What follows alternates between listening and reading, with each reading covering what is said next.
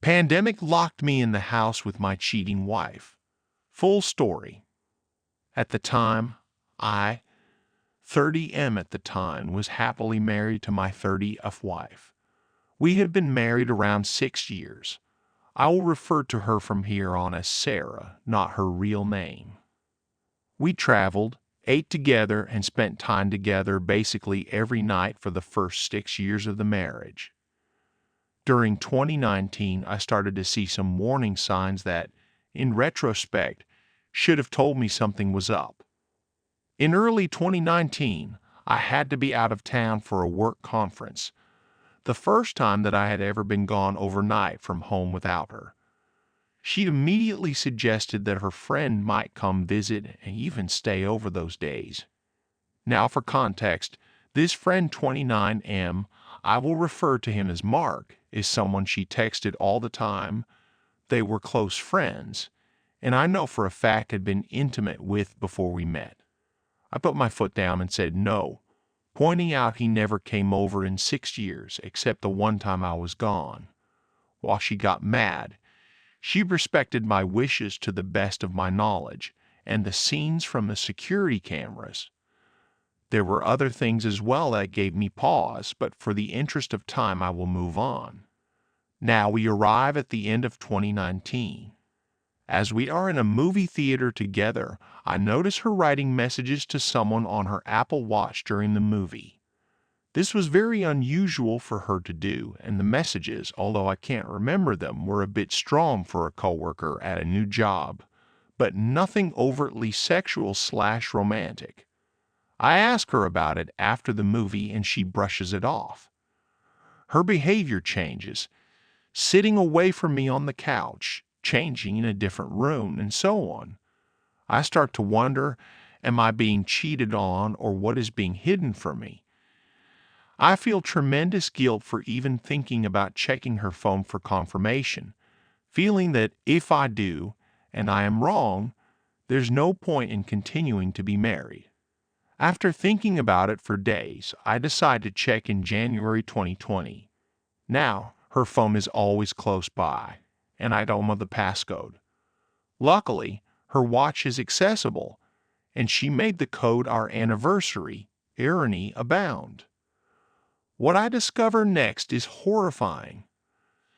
Sarah and Mark discussing her hookups with a coworker, then mocking me for not noticing what is going on. Sarah discussing how the idea of me touching her is revolting, how she can't imagine having kids with me. We had been trying in mid-2019, so this especially hurt. Then I read the messages between Sarah and the coworker. We will call him Carl. Those messages are explicit, and Sarah shows more affection for him in every way than she shows me now. And each message tells me a new revelation that hurts more. That a trip she said was to console a friend was really so that the friend could meet Carl. That she began changing in the bathroom so I wouldn't see the hickeys on her body. That her therapist knows all of this and says I should be made aware, but that she should be happy with whoever. I stay up till 3 or 4 a.m. reading these messages and taking pictures of everything. I don't sleep that night, my jaw clenched so hard all night it caused issues for months. She leaves for work. I'm off that day, and my first phone call is to a lawyer. What are my options? When I confront her, what can I say/not say legally? I wait for her to come home, reading over the messages to confirm it wasn't the worst dream I ever had. When I confront her, I tell her what I know without revealing I had been in her texts. I tell her I spotted the hickey, a lie, but she mentioned it in the messages, that I know she's texting someone. Sarah lies, tries to argue it is someone else that gave her the hickey. But finally I read a message from her watch. I guess what I expected was for her to break down and admit everything.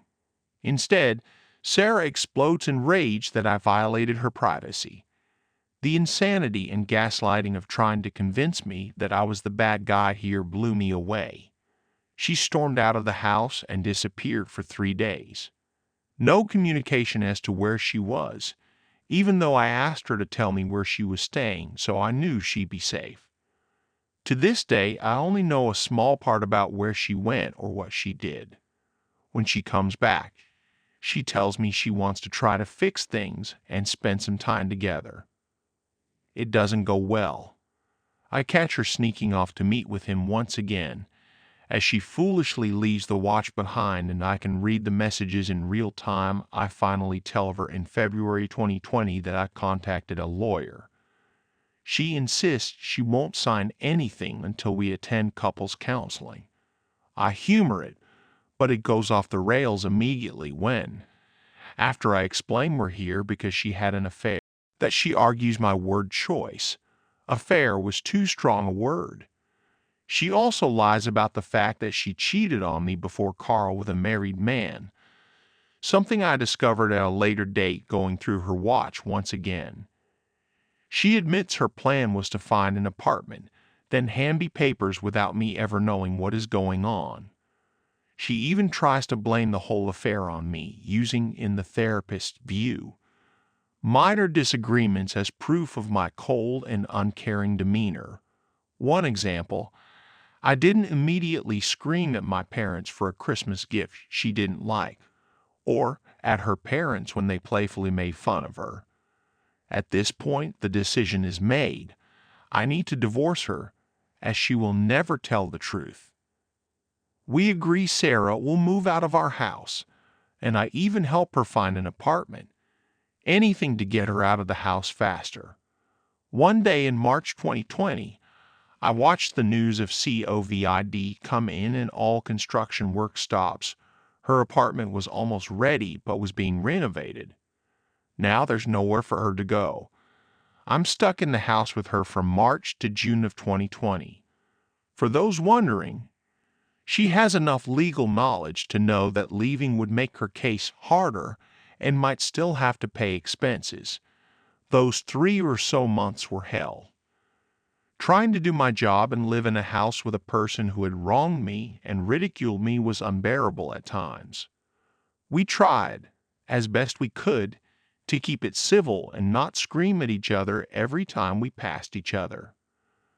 Imagine spending 90+ days cooking meals, passing by, and seeing no one else in the world but the person who ended your marriage and broke your heart. Every day featured me essentially locking myself in a room for 8 hours, then doing yard work or working out to avoid speaking with her.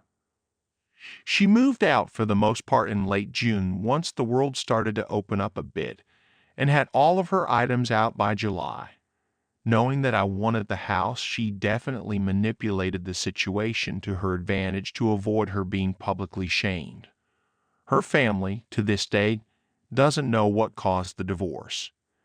She didn't tell them the divorce was happening at all till after the papers were signed, and essentially forced me to pretend we were still together until then, at which point I told her to tell her parents or I would. They never asked me what was the cause, although 1 or 2 did wish me well. I never felt the need to tell them, as despite the pain and gaslighting she caused, I didn't feel the need to hurt them. Her parents never wronged me. Carl and Sarah didn't last. When I found out, Carl told her to leave me and be with him. But she tried to mend our relationship, and he walked away from her, so she ended up with no one. Sarah and I rarely speak now unless it's absolutely necessary, which is rare. I've wondered at times if maybe I was wrong for not publicly outing her infidelity. The people who are important to me know the truth. I also never confronted or spoke to, for that matter, Carl or Mark or her friend, who knew about all of this but never warned me. As for me, I found someone who is truly a good person and have a great relationship. I never told Sarah, as it's none of her business, much like telling her family about her cheating. I thought about telling Sarah how well I'm doing, but I think that is just jade and fruit. Thanks for reading, and I'd love to hear your thoughts.